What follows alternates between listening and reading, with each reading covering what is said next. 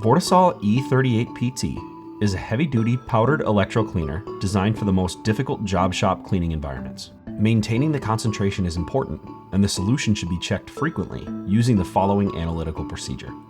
Pipette 10 milliliters of the VORTESOL E-38-PT process solution into a 250 milliliter Erlenmeyer flask. Add 50 milliliters of deionized water. Then, add 5 drops of phenolphthalein indicator. Titrate using 1.0 normal hydrochloric acid until the pink color is no longer visible. To calculate the concentration of VORTESOL E-38-PT by weight in solution, multiply the number of milliliters of hydrochloric acid used times the factor of 0.75. For example, if it took 13 milliliters of hydrochloric acid to reach the endpoint, the VORTESOL E-38-PT concentration would be 9.8 ounces per gallon. For technical questions or to purchase the chemical reagents needed to perform this titration procedure, please contact our Metalline office at 262-241-3200 or email us at info@metallinechemicals.com. Thank you.